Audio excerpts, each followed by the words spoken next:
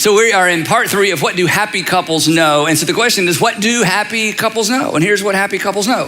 That over time, and sometimes initially, but oftentimes eventually, that our hopes, dreams, and desires become expectations. And they become expectations when we take our hopes, dreams, and desires, which seem so light and so happy and so tangible and so easily fulfilled, and we hand them to somebody else, and it feels like that.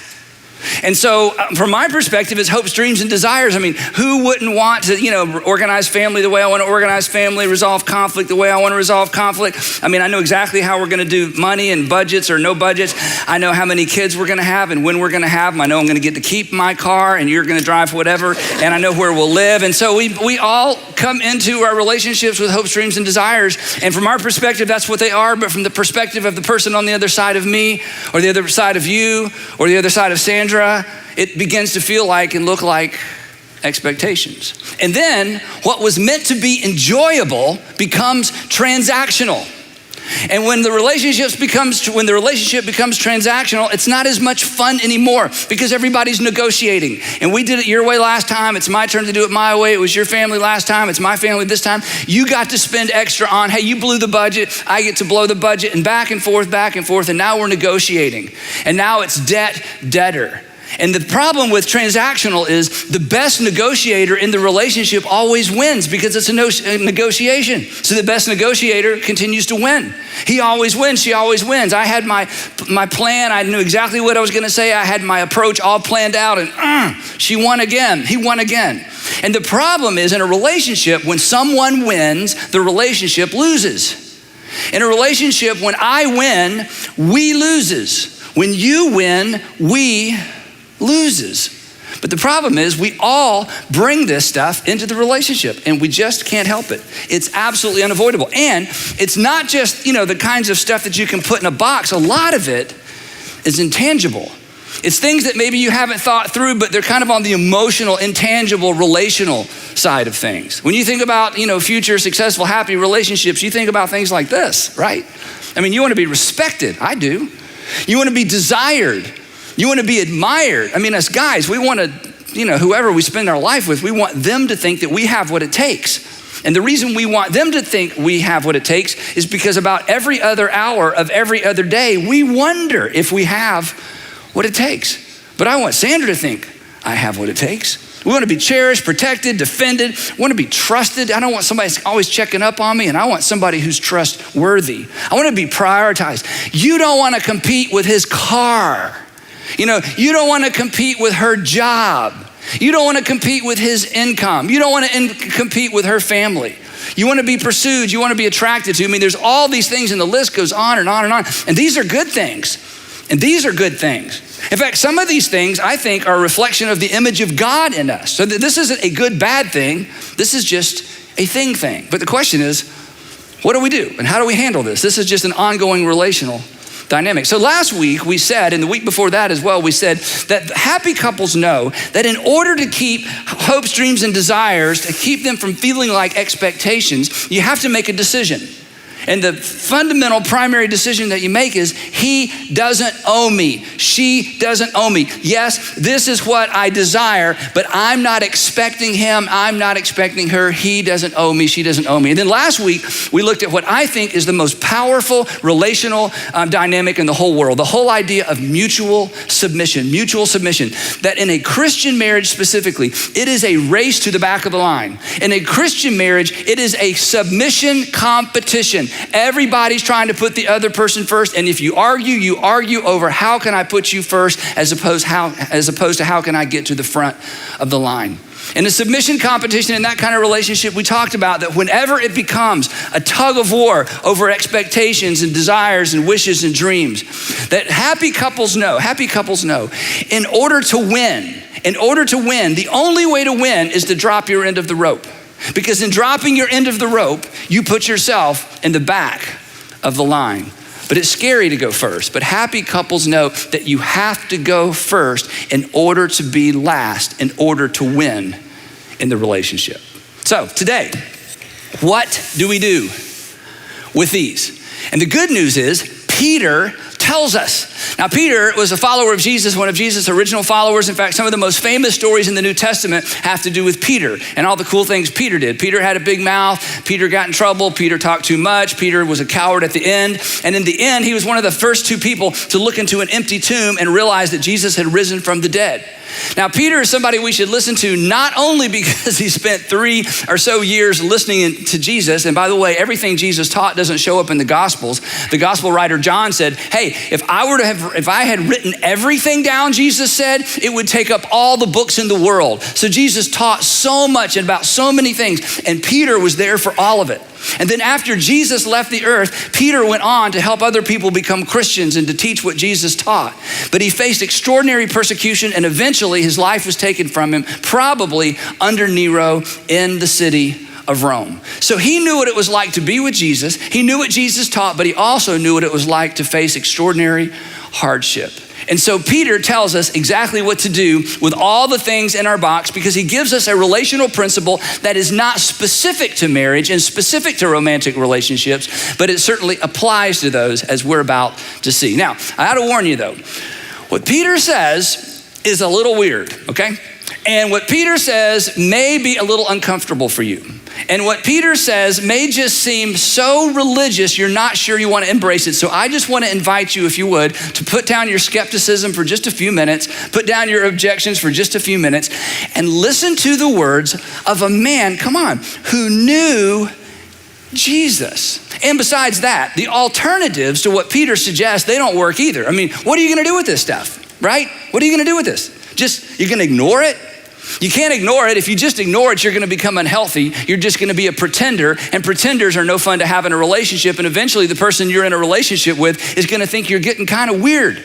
And if you just give and give and give and give and give and give and never acknowledge what's in your heart and never acknowledge perhaps the God-given desires that rattle around in your heart and your soul, eventually you're going to get worn out. You're going to get tired. The relationship isn't going to be healthy because you aren't going to be healthy. And besides that, ignoring your hopes, dreams, and desires doesn't make the relationship any better. What is your other option? You can just stay busy, I guess. Pour more time into tennis, more time into golf, more time into work, more time into the kids, more time into hunting, something that just keeps you apart so you just kind of show up like roommates. But that's not what you got into this for. I mean, that's no fun. That's not exciting. It certainly doesn't model anything positive for your kids when you have kids or if you have kids. So staying busy isn't an answer. Creating your own world isn't an answer. And besides that, this sets you up for the third option, which is, I'm just gonna go find someone else. Now, if you're dating and you're just a few months in or a few weeks in, or you're not engaged yet, you're just kind of moving in the direction of maybe a permanent relationship, and it dawns on you that your hopes, dreams, and desires are nothing like the person you're dating's hopes, dreams, and desires, then you probably should change relationships or maybe get out of that relationship, because there's time and you have that opportunity. And this is very, very, very important. But if you're in a relationship, and especially and obviously if you're married, then simply getting out of the relationship oftentimes doesn't solve anything. And here's why. And this is pretty deep, okay? Wherever you go, there you are. Let me go over that again, okay? Wherever you go, there you are. In other words, you go with you. And whatever part of the relationship problem you are, you're going to take that into your next relationship. So simply swapping out people oftentimes doesn't solve anything, because you're still the same old girl you used to be. And besides that, this is still a lot of weight for somebody to carry around. And just because somebody else couldn't fulfill your hopes, dreams, and wishes, what makes you think you're going to find somebody else who can? Besides that, when you meet this other person, and you know this, but sometimes it's just good to hear somebody tell you. When you meet this other person, if you're married and you meet somebody else, or you're engaged, it's like, I met this other person, or you're in a committed relationship and you meet this other person, let me tell you about the other person. I've met them, okay? They are on their best behavior. You don't know them. You're not going to get to. I mean, remember when you were dating the first time, and now when you're meeting this other person, you're on your best behavior too. They think you're incredible. They just need to talk to your husband or your wife or your fiance or your roommate. I mean, aren't we all on our best behavior? And so it's so enticing. It seems so easy. And the problem with this is so much easier than staying in a tough relationship. And it feels so fresh and it's exciting and it stirs all that stuff that got stirred up the first time around. But this is generally not the answer. Again, here's an observation that I promise I'm not going to stay here too long. This is another message for another day, but just in case, this is for you. People don't rush into a new relationship because they're eager to give their lives to someone. In other words, the person that you're thinking about getting in a new relationship with, okay, you're not anxious for that new relationship because it's like, wow, I just want to know what his or her hopes, dreams, and desires are. I need a new relationship so I can help somebody else fulfill their hopes, dreams, and desires. That's not why you're looking for something new. And by the way, that's not what they're looking for either. People don't jump into new relationships because they're trying to give their lives away. The problem with my relationship is I just can't give my life to my husband. I can't give my life to my wife. I just can't give my life to my fiance. I got to find somebody else. That's not what's going on, is it? I mean, come on, let's be adults. Let's be honest. You're hoping to get something that you aren't getting. You're hoping to have something happen on the inside of you that's not happening on the inside of you. You're hoping to get some of the stuff in the box that you're not getting, even though it's been in your box for a long, long time.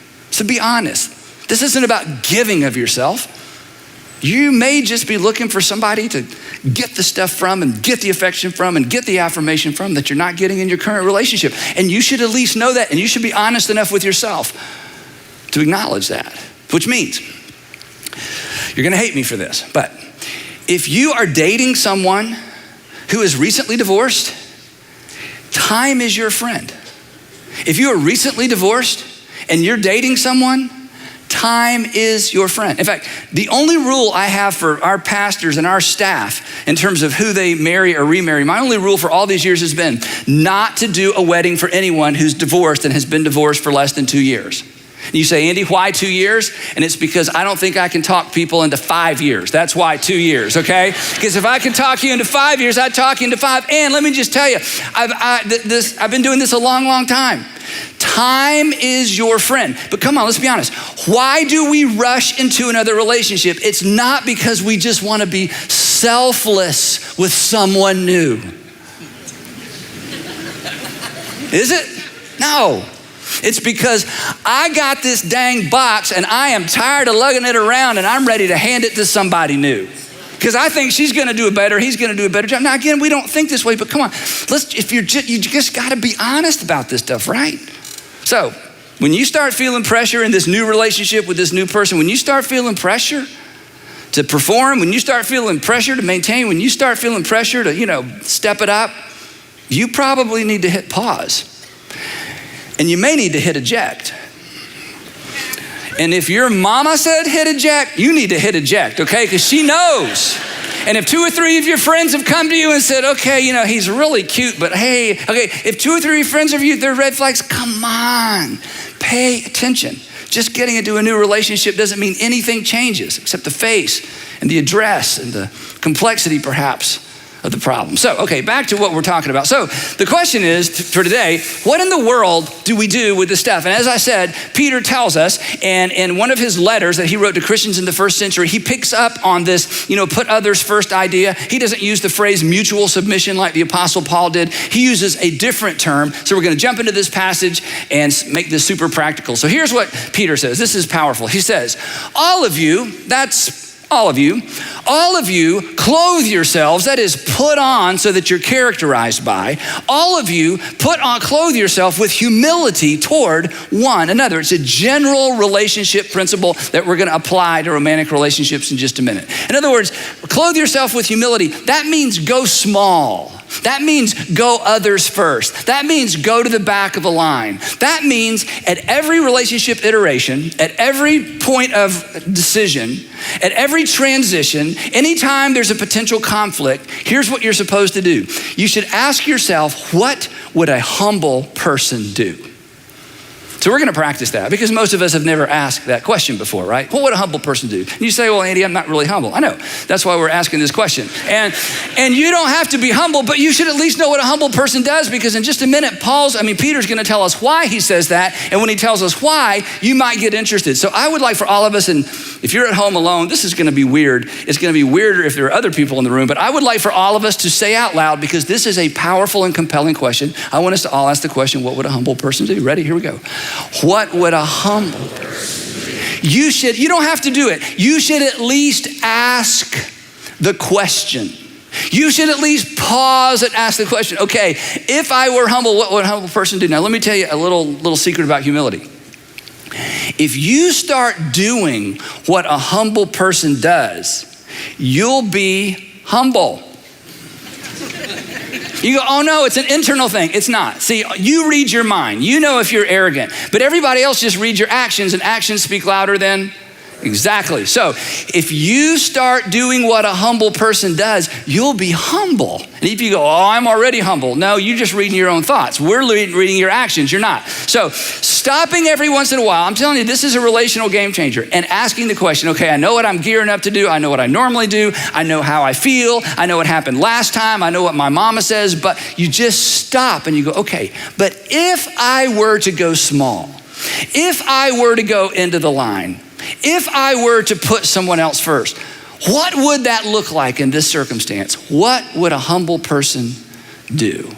Now, before you just turn me off, listen to how Peter finishes this statement. All of you clothe yourself with humility toward one another because, why humility, Peter? Because God opposes the proud. It's like, oh, okay, yeah. What would a humble person, in other words, do you really want to be in opposition to God? In fact, some of you would say the reason I don't believe in God, I'm not so sure about a personal God. Part of it is, you've stiff-armed God a little bit. And Peter, who knew Jesus, who was the Son of God, said that God pulls back from proud people, that God leans away from and leans back from proud people. And before you judge God too harshly, that's what you do as well, right? I mean, you're not drawn to arrogant people, right? Don't you pull back? Don't you kind of resist entitled people, demanding people who are always trying to squeeze out of you whatever they can get out of you for their benefit, and they only think about themselves and they rarely think about how their behavior impacts you?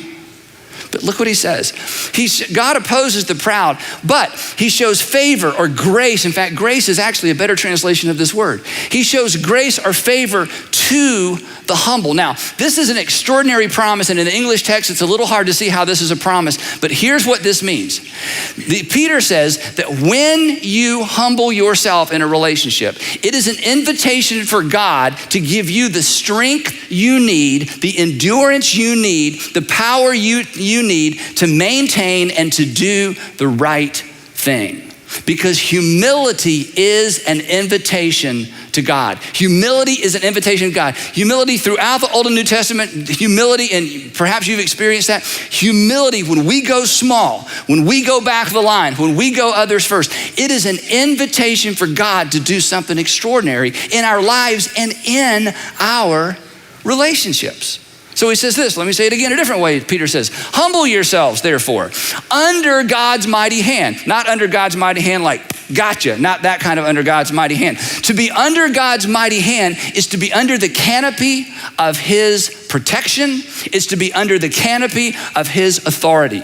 He says, when you go humble, you are basically backing into the safest place you could be because God leans into the humble. God leans toward the person that says, what is the humble thing to do? What would a humble person do when she says, when he says, when he doesn't, and when she does? And this is an imperative. It's when you want to power up, when you want to get demanding, when you want to defend. He says, nope. Ask what would a humble person do, and then you just do that. And not only are you under God's mighty hand, he's about to say you're also in God's mighty hand. So it's not only under authority, it's not only under protection, it's in a place where when God is ready, he can do something extraordinary for you. And that brings us to this second promise. That, or the purpose, or the result, that he may lift you up because you're in his mighty hand. God, I've done the humble thing. I've done the submissive thing. I've done the others first thing. I've placed myself in your mighty hand. And God says, and when the time comes, when the time is right, you've put yourself in a position to where I can lift you up. Now, you hear all that and you think, okay, You're the preacher. I'm sure that makes perfect sense to you. I have no idea what you're talking about. Okay, I didn't even think God had hands. In fact, I read somewhere in the Bible where he had wings. So does he have wings or does he have hands, okay? Is God an eagle? Is God a lion? Is God what?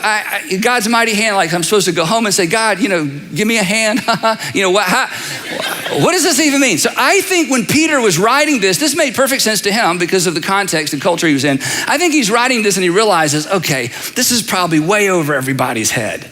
So I need to give them some handles. I need to explain exactly what I'm talking about. What does it mean to go humble? What does it mean to put others first in this context? What does it mean to rest under God's mighty hand place? What does that look like? So Peter gets really, really practical. Now, a few weeks ago, Clay Scroggins preached on this very same passage in a different context and gave us an incredible visual. Some of you might remember that. So we're gonna look at what Peter says within the context now of relationships, personal, romantic relationships. And here's what Peter says. This is incredible. He says, I'm inviting you because I spent time with Jesus. And so speaking on behalf of Jesus, the Son of God, he says, I'm inviting you, check this out. He says, cast all your anxiety, all your frustrations, all your she said, he said, I always thought it was gonna be, I always dreamed it would be, they promised. Cast all of your anxiety on him. Talking about God, in whose mighty hand you stand and under whose mighty hand you dwell. Cast all your anxiety on him. In other words, don't miss this. This is an invitation for you to unload on God. Here's what he's saying. He's saying, look, instead of trying to get, your significant other or whoever it is you're in love with to carry this stuff around, he says, I want you to cast it. I want you to hurl it. I want you to fling it towards your heavenly Father. All your anxieties, all your cares, all your frustrations, all your unfulfilled dreams, all your he promised and she said and I believed and I thought we'd talk that through and I thought we'd agreed upon. Peter says, okay, before you take it to them, take it to him. Cast all of it on your heavenly Father. Wow. Now, here's where you're gonna struggle with this. And so I'm gonna kind of bear down a little bit, okay, maybe uncomfortably.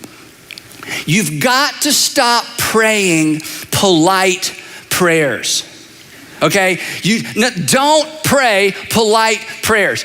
Don't pray formal prayers, okay? Stop praying formal prayers as well. In fact, sometimes I talk to people and it's like, well, Andy, I used to pray, I don't know how to pray. I'm like, yes, you do. And here's how I know that. Because you need to pray honest prayers.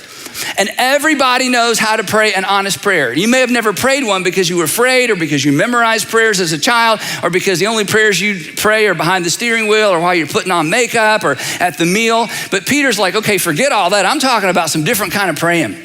I want you to get honest. In fact, when it comes to praying about this kind of stuff, you need to get on your knees by yourself. You go, Andy, that's weird. I said, I told you part of this is gonna be weird. Let me tell you why. You need to be on your knees because you know what being on your knees demonstrates? Humility. And in some cases, if you're desperate, you need to raise your hands. You go, okay, that's really weird. Do you know why you need to raise your hands? Who raises their hands? Children. Oh, let me pick you up. When you go to pick a child up, what do? They raise those hands. They're saying, I'm dependent on you. You say, okay. I think I'll just maybe find a comfortable chair. Now look up here, this is very important. You say, is the posture of prayer important? It's very important. Let me explain why. Because your brain is connected to your body. Your brain is connected to your body. Your body is connected to your mind. And your posture sends your mind and your mind sends your body signals. Now you know this, and some of you studied this. Some of you could come up here and explain this better than I could. In his incredible book, Love Does, Bob Goff tells this incredible story. He was an attorney for many, many years. And when he was doing depositions or when one of his clients was being deposed and having to go through a deposition, here's the advice he would give them. He would say, when we get there, I want you to sit at the table. I want you to put your hands in your lap. I want you to rest your arms on your knees. And I want you to open your hands and do not close your hands. Because it is virtually impossible to be defensive with your hands open. What happens to your hands when you start getting defensive? What do? They start going like this. You just try this at home. In fact, some of you, you're going to get home and you're going to notice everybody sitting around the table and it's like trying to eat like this because, I'm not getting defensive. There's something, I'm telling you, there's something about your posture. And when you decide, I'm going to get in the habit of casting all my hopes and dreams and desires on my Father in heaven, you should be in a posture of prayer that signifies submission. And if it's a tough season in that relationship, you may need to lift your arms because your lifting of your arms is a sign of desperation. In other words, here's what Peter's saying. He's saying, look, you're gonna take all this energy somewhere, start with your Father in heaven, not the guy down the hall, not your wife in the other room.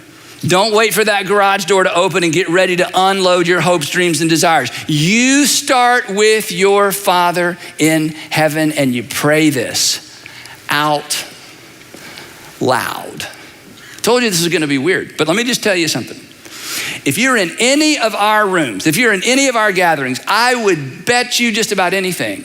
There are people within 10 people of you who could come up on this stage right now and tell their story about how they learned to pour out their heart to their Heavenly Father. And here's what they would say. They would say, it was that habit. It was those prayers of desperation. It was those honest, impolite prayers where I found the strength to carry on. I found the strength to endure. I found the ability to take one more step. I found the ability to go back into that relationship. I found the ability to listen. I found my strength on my knees in the small place so that I could experience the peace of God and the presence of God. And sometimes it was almost like the power of God in the difficult times. Now, Peter didn't make this whole cast your cares on the Lord thing up. He actually lifted this from one of David's Psalms written hundreds of years earlier. So, because I know some of you have never prayed honest prayers, again, you say, well, I don't know how to pray. You do know how to pray. You just haven't done it like this. Because if you've ever been mad, you know how to pray. If you've ever lost your temper, you know how to pray. If you've ever told someone off, you know how to pray. That's part of what praying is. And the thing is, Peter, this is powerful. You see, one day Peter and the guys, the disciples, they would watch Jesus go away and pray, and then they would pray and they would look at each other and they would say, I don't think we're doing it right. Now, these were Jewish boys who'd memorized all kinds of prayers, but they would watch Jesus pray and they were like, it's different. I mean, it's like he's over there in a wrestling match. I mean, he gets kind of loud. I think we should move further away, right? I don't know if we should overhear this. And so one day they went to Jesus. This was their praying and his praying were so different. One day they went to Jesus. You remember this maybe if you grew up in church, and they said, Jesus, teach us to pray, which means we've been praying. We don't pray like you. We don't think we're doing it right. So all these years later, Peter says, okay, I learned a few things about prayer. Unload on your Father in heaven. Cast, throw, fling it all at him. So anyway, he lifts this little phrase out of the Psalm of David, getting back to that. And so what I want to do real quickly, I want to read you a bit of this Psalm where he got this because it's a great example of what I'm talking about. Now, when David would write, he's a poet, he's a warrior. I mean, he's been covered in the blood of his enemy. I mean, he's a king, he's a shepherd, been there, done that. He's an adulterer, he's forgiven. I mean, he's a father, he's a grandfather. He's all these different roles. And yet time after time after time, he would recenter himself on his relationship with God, and he would write his prayers. And his prayers were kind of like journals and prayers and rants all mixed together. And God, the scripture says he was a man after God's own heart. So I think we all have permission to do this. So here's an example of what I'm talking about, okay? This is David. If an enemy, not a friend, if an enemy were insulting me, I could endure it. That's what enemies do. If a foe were rising against me, I could hide. But it is you, he's writing this down, but it is you, a man like myself, my companion, my close friend. I can't believe he would do this. I can't believe she would do this. I can't believe they've turned on me, with whom I once enjoyed sweet fellowship at the house of God. We used to go to church together. As we walked about among the worshipers, and people thought, oh, look how they're such a lovely couple. Oh, they get along. And it's like, I can't believe it's happening to me. Check this out. Let death, be honest, Dave, let death take my enemies by surprise. Let them go down alive to the realm of the dead, for evil finds lodging among them. Whoa, can you say that to God? Do you know what the English equivalent of this is? To hell with them. That's what that means. To hell with them. Oh, okay. he keeps going. As for me, I call to God and the Lord saves me. Now check this out. Okay, this is so powerful. Not behind the steering wheel on the way to work, not while I'm putting on my makeup, not while I'm, getting dressed and having a thought prayer. Evening, morning, and noon, evening, morning, and noon, evening, morning, and noon, I cry out in distress and he hears my thoughts. He hears my voice. David saying, sometimes I'm so desperate and frustrated, I pray 3 times a day and I pray loud, and they are not polite prayers. Wow.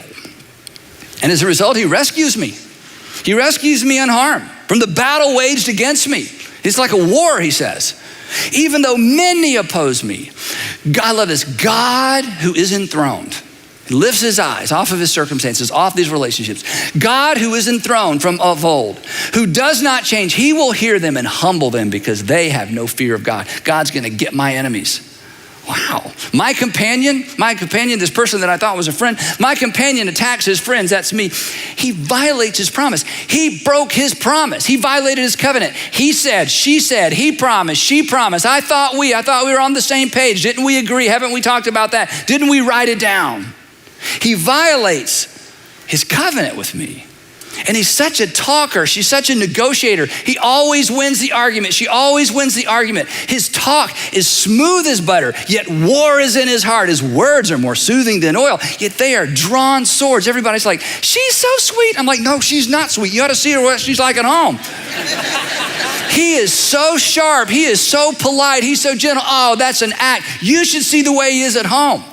Words, knows how to use words, smooth as butter, smooth as silk, but behind all that is swords. And then David kind of regathers himself, recenters himself, and he makes this statement that Peter lifts up and uses in the New Testament years later. He says this, cast, here it is, cast, throw, hurl, fling your cares on the Lord, and he will sustain you. He will never let the righteous be shaken, or he will never let the righteous be brought down. But you, he's not done, but you, God, will bring down. I might not be brought down. The righteous may not be brought down, but you, God, will bring down the wicked into the pit of decay. The bloodthirsty and deceitful will not live out half their days. Ugh. See, that's not nice, is it? You know what that is? That's honest. You ever prayed like that? I know you've unleashed hell on, the person you're living with or your husband or your wife, or, you just kind of, I'm going to tell you one more time, you've done that. But have you ever talked to God that way? You're like, I didn't know we could talk to God that way. Look, if you've never been that honest with God, my friends, you've never opened your heart completely to God. He doesn't want polite. He wants you.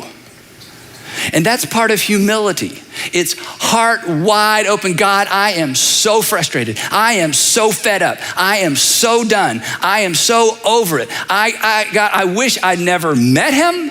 I wish I'd never married her. I wish I'd never slept with him. Well, there's that. Okay, I wish I'd never met him. I'm just so over it. And I need you because I don't know what to do. I mean, this isn't unrealistic. We talked about this. God, I need you. And here's the thing, and I understand this. If you didn't have permission to be that honest with your parents growing up, especially with your father, don't you talk to me that way, one of those deals, this is gonna be hard for you. And I've been doing this a long time, and when my kids hit that age where they just had some things to say, I told Sandra, it's okay. I am honored, and I always tell them when they would just lose it at me, on me, because of me, whatever it might be, I would just absorb it.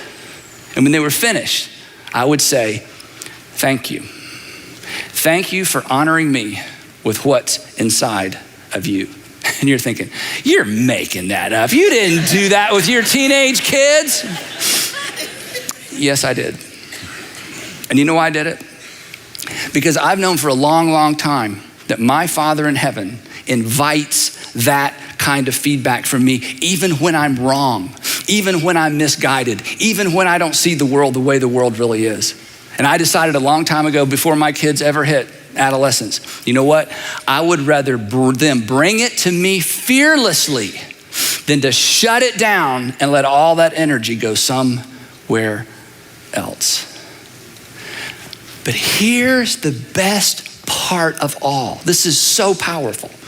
And if you've been away from church for a long time, or you've been out of church for a long time, or you're skeptical, I get that. If I were you, I would be as skeptical as you are. If I went to school where you went to school, I'm sure I'd have the same, thoughts and doubts. And if I was raised the way you were, I'm not critical at all. I mean, we are where we are because of things in most cases we had no control over. I get that. But if you're the least bit open, this next part, this is gold. This is so powerful. He says, cast your anxiety on him. Why? Because he cares for you. That's why. The reason you can bring it, the reason he's not offended, the reason he's not gonna shut you down, the reason he's not gonna be like, whoa, we don't use that kind of language, is because he cares for you. Listen, if it's important to you, it is important to your Father in heaven. That's how good fathers are, right? If it's important to you, it is important to your Father in heaven because you are important to your Father in heaven. And Peter saw this in Jesus. I mean, come on, Peter really saw it. Because there at the end, Peter was exactly like the friend in David's Psalm. He spent 3 years with Jesus and saw it all, did it all, walked on water, did the whole deal. And at the end, he betrayed his friend. And in the end, Jesus took him back. He didn't just take him back. He put him in charge of the whole enterprise. Peter knew God can handle it. God can take it. You are invited to bring it. Again, you're gonna unload this somewhere. Your Heavenly Father says, start with me.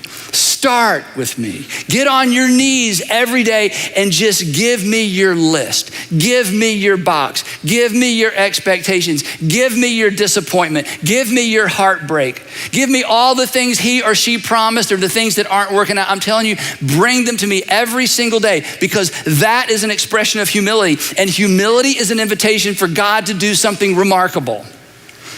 But I gotta warn you, the first remarkable thing God does will not be in the person down the hall. The first remarkable thing God does, if you do this, will be in you. In fact, you'll begin to see this box differently. You'll begin to see some of the things in this box differently. Chances are you'll take some things out of the box.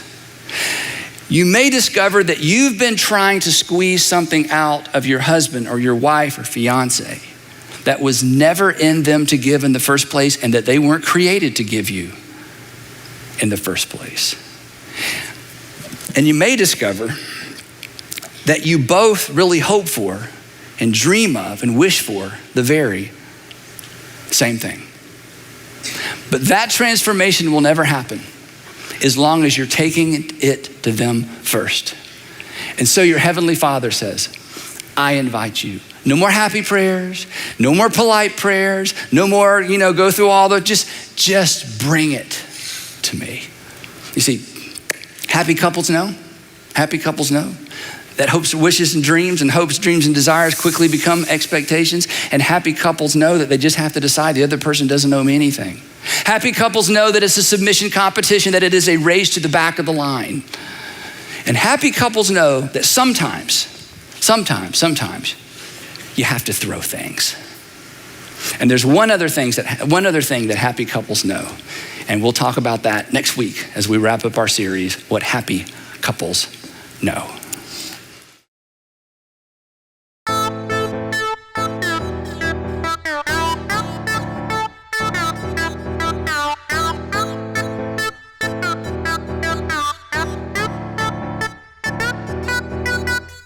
Hey, brandy baby in the high heel on. You give me forever. I life never ever know. You are sure to brought us up. Love last. I like the fruit up. Your walk, your talk, your dress. I feel so forever from my little crowd. You freak you. I'll be my car. And we in the town. just kiss me baby and tell me try that you the one for me. The way you make me feel, the way you make me feel, you really turn me on, you really turn me on, you knock me off my feet. My lonely days are gone. Yo.